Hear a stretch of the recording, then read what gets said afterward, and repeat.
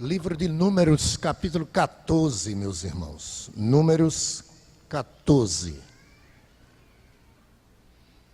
Meus irmãos, nós estamos lendo o livro de Números e, sem dúvida, todos que estão lendo com devida atenção e considerando em oração, devem estar sendo muito edificados. O livro de Números tem como propósito, narrar aquele momento de transição do povo de Deus, do Egito para a terra prometida. E eles chegam, meus irmãos, ali, na beirinha, para passar para o outro lado. Mas a incredulidade falou mais alto. De sorte que Deus não se agradou do seu povo por causa da incredulidade e muitos pereceram naquele deserto. Foi necessário fé e eles não tiveram fé, não creram plenamente. Ainda avistaram, espiaram a terra, viram a maravilha. A terra era tão boa. Você percebeu? A gente, não tem quem não leia e não possa sorrir na hora. Um cacho de uva que foi necessário 2 homens para carregar. Que terra preciosa, produtiva, rica. Mas deram um relatório positivo e negativo. Positivo dizendo a terra é boa. Negativo, nós não podemos conquistar a terra porque o povo é mais poderoso do que nós. Caleb e Josué se revoltaram com essa visão, sem fé, da parte da maioria daqueles espias. E disse: se o Senhor se agradar de nós, nós vamos conquistar essa terra. Mas não foi assim, meus irmãos. Aquele povo teve que, a grande maioria, perecer no deserto por causa da incredulidade. O livro de Números está cheio também de Cristo e não poderia ser diferente, porque toda a Escritura, ela nos fala acerca de Jesus. Foi Ele mesmo que disse: examinais as Escrituras, porque julgais ter nelas a vida eterna. São elas que de mim testificam. João 5:39. E este livro aqui, nós vamos encontrar algumas figuras de Cristo. Como, por exemplo, a serpente que é levantada, o maná lá do deserto. Tudo isso são simbologias que estão relacionadas à pessoa do Senhor Jesus Cristo. Por isso que nós temos que ler as Escrituras em atitude de oração, pedindo ao Senhor que nos dê entendimento e compreensão. E a Bíblia se explica com a Bíblia. Quando você lê um texto, você tiver dificuldade, principalmente às vezes as pessoas às vezes se engancham com um versículo só. Tenha muito cuidado com um versículo só.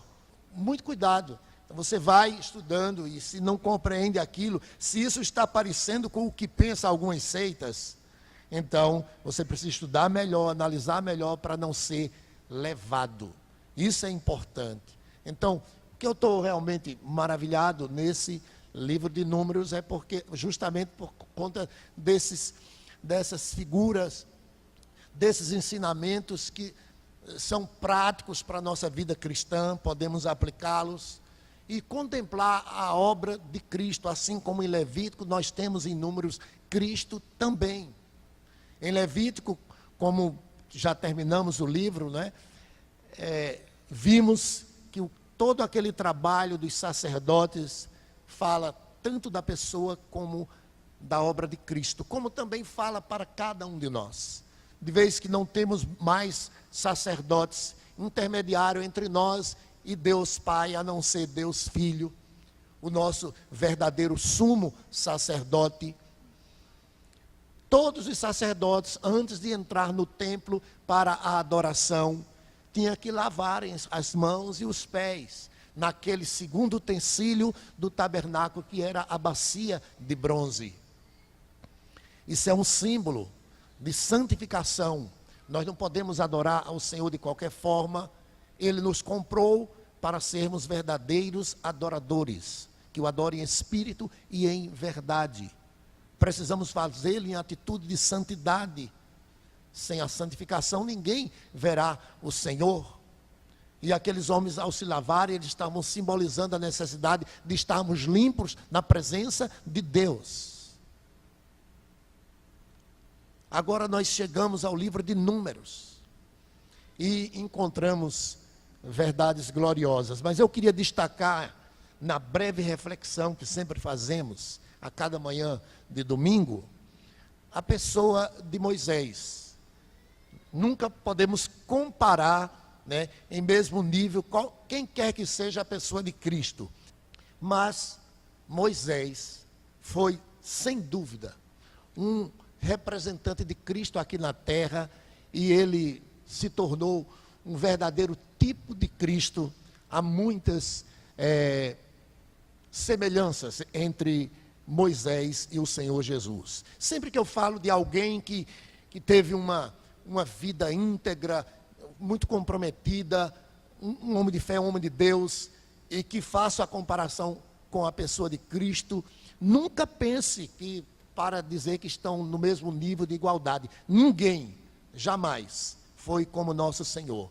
Mas há vários exemplos das Escrituras de homens que cresceram na graça e no conhecimento de Cristo e viveram uma vida verdadeiramente comprometida com Cristo, com a sua palavra, e que nos chama a atenção. E em Números 14, como sugeri que lêssemos, meus irmãos, nós temos alguns versículos aqui que mostra essa relação de Cristo.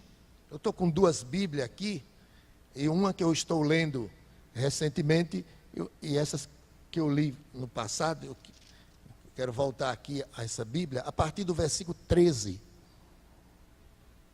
Números, capítulo 14, versículo 13. Diz assim a palavra do Senhor. Respondeu Moisés ao Senhor: os egípcios não somente ouviram que com a tua força fizeste subir este povo por meio deles, mas também o disseram aos moradores desta terra. Ouviram que tu, ó Senhor, estás no meio deste povo, que face a face, ó Senhor, lhes aparece. Tua nuvem está sobre eles, e vais adiante deles numa coluna de nuvem de dia e numa coluna de fogo de noite. Se matares este povo como um só homem, as gentes, pois que antes ouviram a tua fama, dirão: não podendo o Senhor fazer entrar este povo na terra que ele prometeu com juramento, os matou no deserto. Agora, pois, rogo-te que a força do meu Senhor se engrandeça, como tens falado, dizendo: o Senhor é longânimo e grande em misericórdia, que perdoa a iniquidade e a transgressão, ainda que não inocenta o culpado, e visita a iniquidade dos pais nos filhos até a terceira e quarta gerações. Perdoa, pois, a iniquidade deste povo, segundo a grandeza da tua misericórdia, e como também tens perdoado a este povo desde a terra do Egito até aqui. Meus irmãos, Moisés, ele foi um autêntico representante de Cristo. Interessante que desde o nascimento podemos ver algumas semelhanças. Moisés, ao nascer, foi perseguido. Havia um decreto, da parte de Faraó do Egito para matar as crianças, os homens. Então, ele, pela providência de Deus, a sua mãe Joquebede, juntamente com sua irmã Miriam, eles ali aprontaram, para que ele se livrasse, se escapasse, e o colocaram no rio. E sabemos todos dessa história, o que aconteceu. A filha de Faraó vai tomar banho, está ali com as suas secretárias, podemos dizer assim, e pegam aquele cesto onde estava o bebezinho Moisés. O Senhor Jesus Cristo também houve um decreto após o seu nascimento de matar, né? Herodes estava enfurecido com a possibilidade, né, do nascimento de um rei, e ele baixa aquele decreto para matar também as criancinhas. Então, eles se parecem nesse sentido também. Mas aqui nesse versículo, e você vai ver também lá em Êxodo, capítulo 32, e também aqui em Números, se você voltar 2 páginas, ao capítulo 12, você vai ver constantemente Moisés orando. Aqui no 12 ele ora por sua irmã, pedindo a Deus misericórdia, porque Miriam, né, se rebelou contra a liderança de Moisés e ficou por conta disso leprosa. Mas Moisés, meus irmãos, como uma verdadeira figura de Cristo, intercede em favor de Miriam, como ele intercede no capítulo 14 em favor do povo. E Cristo, nós temos nas Escrituras como o nosso verdadeiro intercessor. A palavra do Senhor nos diz que nós não sabemos orar como convém, não sabemos orar corretamente. O Espírito Santo, ele intercede por nós até com gemidos inexprimíveis, e o Senhor Jesus Cristo, a Bíblia diz que ele está à destra do Pai, intercedendo por nós. Este é o serviço de Cristo. Ele é o único mediador entre Deus e os homens. Mas nesse tempo aqui, entre o povo de Deus e Deus, quem fazia de modo especial essa intercessão era Moisés. Então, ele é tipo de Cristo nesse sentido de ser um autêntico intercessor. Mas ele é tipo de Cristo também nessa maneira de enfrentar, né, a rebeldia, até mesmo dentro da sua família, a rebeldia daquele povo, fazendo intercessão e não cirando, não murmurando, diante de tanta injustiça com a sua pessoa. Na primeira epístola de Pedro, você pode abrir comigo, primeira epístola de Pedro.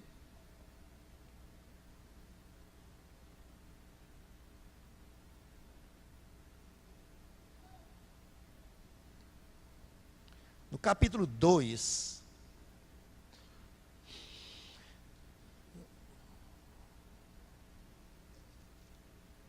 os versos 21 em diante, diz: porquanto para isto mesmo fostes chamados, que também Cristo sofreu em vosso lugar, deixando-vos exemplo, para seguirdes os seus passos, o qual não cometeu pecado, nem dolo algum se achou em sua boca. Pois ele, quando ultrajado, não revidava, com o traje, quando maltratado, não fazia ameaças, mas entregava-se àquele que julga retamente. Então, essa atitude de Cristo, falando da sua paciência, da sua mansidão, foi bem vista na pessoa de Moisés, principalmente nesse episódio, quando Miriam, né, se levanta contra ele, com a participação de seu irmão Arão também. No capítulo 12, no versículo 3, falando de Moisés, diz: era Moisés muito manso, mais do que todos os homens que havia sobre a terra. Era Moisés manso. Diante dessa reação dos seus irmãos, né, seria natural eles, né,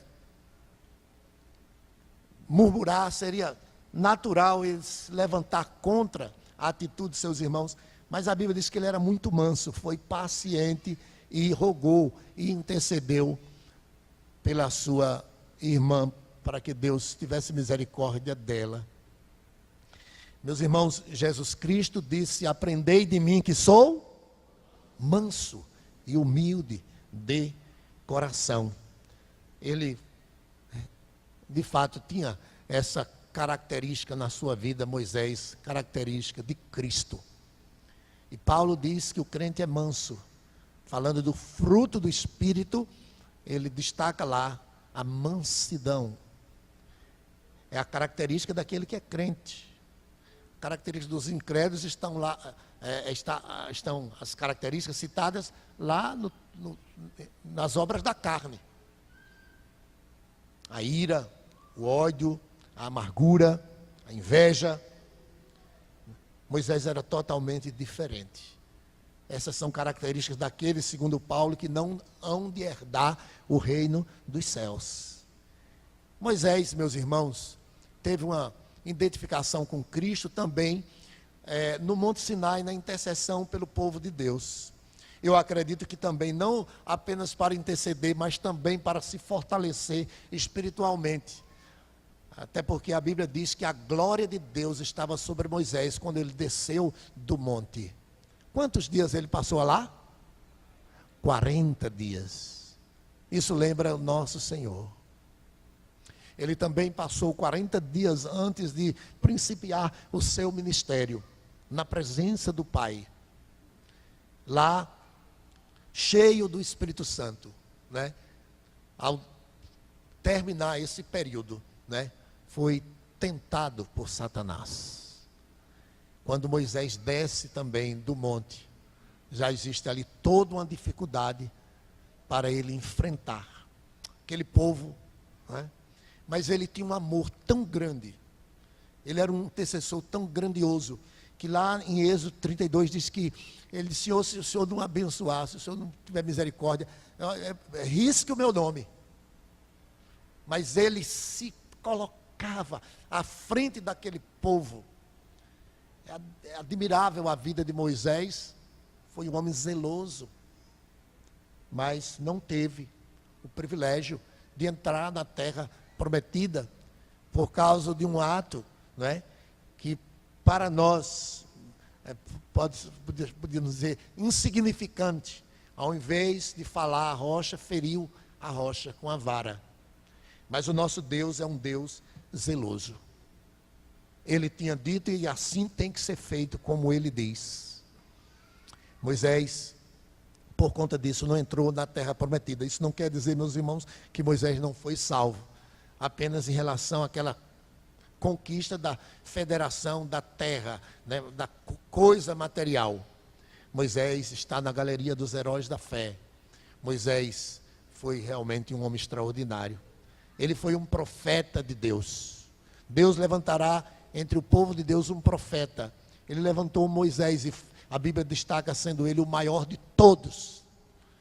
Mas sabemos que não pode, não é, dizer que foi igual ao Senhor Jesus, pois Hebreus diz: tendo Deus outrora falado muitas vezes, de muitas maneiras, aos nossos pais pelos profetas, hoje nos fala através da pessoa de Cristo, a quem considerou, né, herdeiro de todas as coisas.